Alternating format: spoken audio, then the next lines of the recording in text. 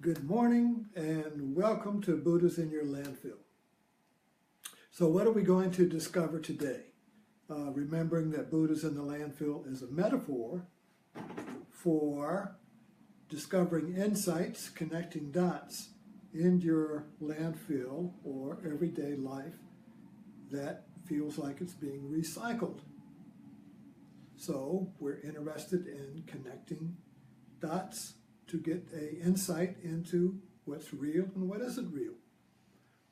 The reason I move this up, I keep moving this up earlier, is because I get up early and I meditate, and then I come down at 6 o'clock, and the first thing I do, and I've just really love doing this now, is that I turn off Morning Joe and open up a haiku from Baso and write on that. And I've discovered what's interesting about these Zen haikus is that if you surrender to, they're kind of like Zen koans. I mean, they're paradoxical. So if you just surrender and don't assume that you know, just surrender, I don't know what it means, and you just sit with it, it begins to reveal itself to you.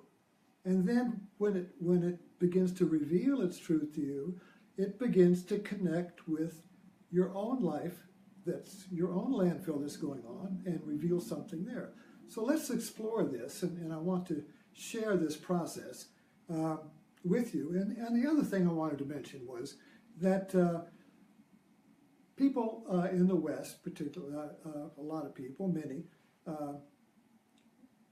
say, what meditation, what good is it?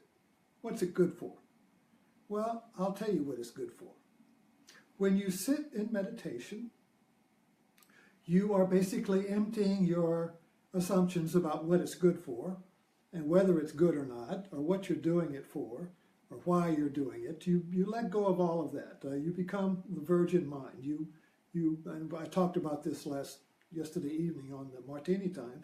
You become the Virgin Mary. I mean, you become an empty mind. So you just let go of all of your assumptions and all that. And by letting go, you notice them, and when you notice them, they're going out. So if there is a problem in your life, or if there's a situation or a puzzle, if there's a Zen koan or a puzzle in your life, well, then you can meditate on that by just letting it sit there and stop trying to figure it out. And you just let it, and you just ask, what is the truth here? What is the truth here? And then you just sit, and you let the mind just reorganize itself, and insight begins to connect dots together, and a knowing will rise. You see, there's the not knowing, and then knowing rises. But you have to accept and sit with the not knowing and say, it's okay that I don't know. I welcome not knowing, in order for the knowing to rise. If you struggle because you want to know, but you don't know, and you run around with trying to find the knowing in the unknowing with effort to know, the knowing never arises because you can't connect the dots. So let's start with we left off here yesterday with the not knowing of whether to go left or the right, and the idea that when we have two imperatives, two commandments in the mind that are contradictory, we end up in kind of like a schizophrenia or a oscillation of the mind, wah, wah, wah, wah, wah, like when you stick a microphone next to an amplifier. So when that happens, either we meditate on it and surrender to it, or we give to some authority to choose. And so let's take this and pick up this ball of thread here and unravel it a little more. And yesterday, if you saw the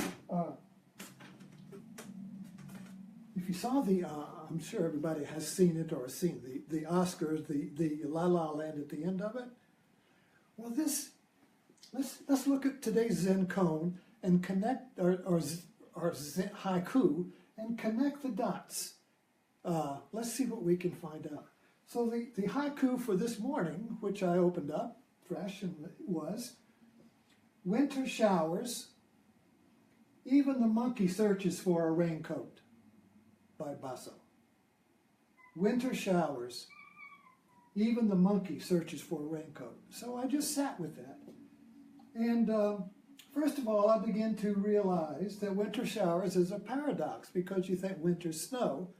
So what's it raining if it rains in the winter? That's a paradox. It's not supposed to rain in the winter. It's supposed to snow. So now I've got a conflict.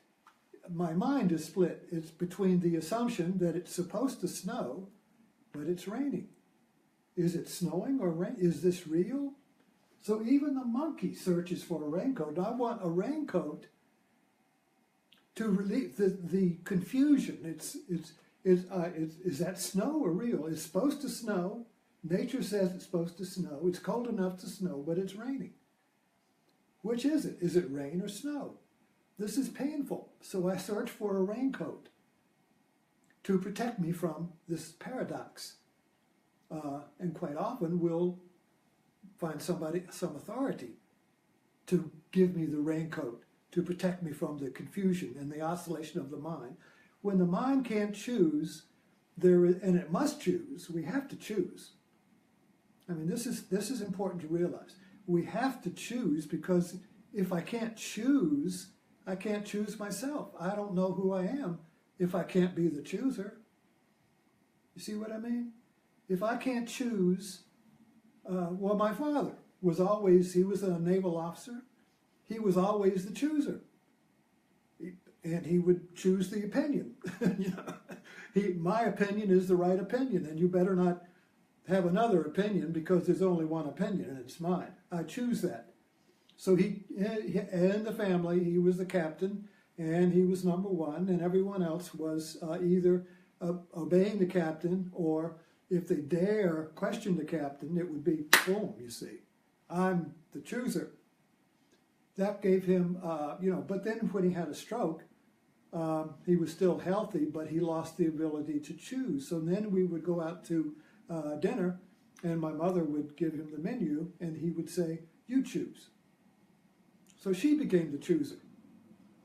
And the family was much better. It was much easier to live with Pop after he stopped becoming the chooser, you see. Okay, but the point is, if there is a point, getting back to the, when you can't choose, there is a conflict in the self. You have to choose yourself, but you can't, because there's two yous. There's two selves. So let's take a look at Warren Beatty and Faye Dunaway. And they're at the Oscars. And there is an assumption of authority when you get the card that it's the card. I mean, this is the authority from Price Waterhouse, or whatever their name is. There's you don't doubt them. The whole point of the Oscars is that the cards are in a lockbox, sacred. There is no way for them to be hacked or tampered with. There is no way for those cards to be screwed up, you see. That is a built-in assumption that is ironclad. So Warren Beatty gets the card, and he obviously is in a doubt. In Zen, this is called, actually Zen is a practice to awaken this doubt. The whole idea behind Zen is to make you doubt, is you put you in that, but if you're practicing Zen, you welcome it. If you're not doing Zen, it's going to come to you, whether you like it or not. So it comes to Warren Beatty. The winner is, and he's wah, wah, wah, wah, wah, wah. Now, the conflict was, this is supposed to snow, but it feels like it's rain. In other words, what is this person? Emma Snow. Her name is Emma Snow, and then it says LaLa Land. So is the winner the best picture LaLa Land? What is this snow here? There's a doubt there. And the doubt is between what I assume should be and what I actually see is, you see. So there is a conflict between the known, or the assumption of the known, and the unknown, or the now. So there is a conflict between snow and rain. It's supposed to snow, but it feels like rain. What is it? Is it snow or rain? I don't know. I can't choose. Wow, wow, wow, wow, wow, wow, wow, wow, wow. And then Faye Dunaway looks at him and says, "Oh, Warren, you can't lift the hammer. Give me that."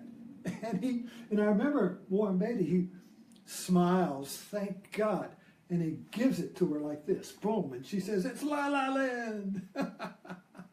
This reminds me of my martini glasses, and I've got, say, a whole shelf of martini glasses, and a couple will come in that I relate to, and I say, "Oh, come over here," and I say, "This is my martini glass collection. You can have one. Pick one, each of you."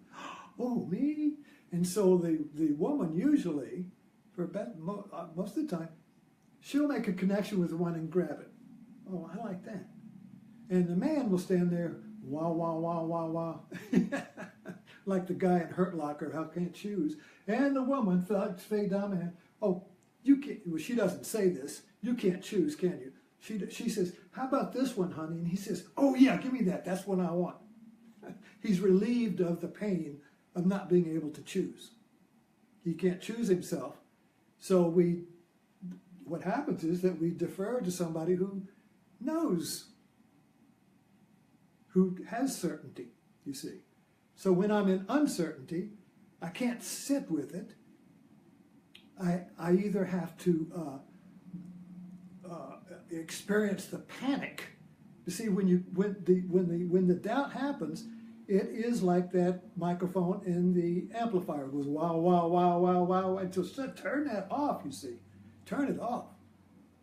We can't stand it because it goes to explosion. I mean, it goes to panic attack. And it goes to death. It goes to non-being. You just, you can't, it's wow, wow, wow, wow, wow. You see, atomic, nuclear reaction. And I think that's what a nuclear reaction is. It can't stop it. Okay, so in order to avoid the nuclear reaction, we usually defer to somebody who knows whether it's snowing or raining. And we're so relieved.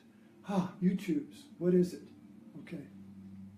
Now, the way out of this, you see, is that we have to, the meditative mind will welcome the doubt and ask, what is the truth here? Rather than you tell me, or like do that, the meditative mind welcomes the doubt and just accepts the fact that I don't know, and it asks the question. The question is asked, well, what is the truth here? And that question penetrates the oscillation. Oh, wow, wow, wow, wow. The question restores center. If I don't know whether it's this or that, whether it's raining or snowing, but I ask the question, what is the truth? In order to ask that question, I'm outside of the split mind. And that restores center, and then a truth is revealed. And like in this situation, Beatty would have said, this card is wrong, where is the right card? You see? But because the card was supposed to be right, it couldn't be wrong, and yet it felt wrong, there was a split between feeling and thought. Or a split between the now, which is feeling, my feeling is now, and my thought, which is what I know to be true. That's thought, you see. And it all comes from the past. Thought is from the past, my memory.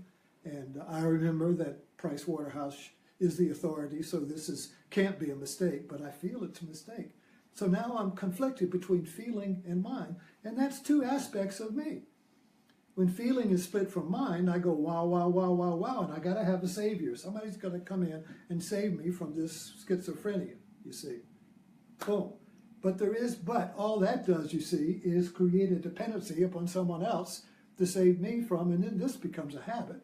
This became a habit in my life, because when I get in a fix like this, and I can't open this box or this can, my wife will come in and just fix it. Well, I go, wow, wow, wow, you see. So we can discover these little paradoxes of these little Oscars in our daily life, and we can see it in politics.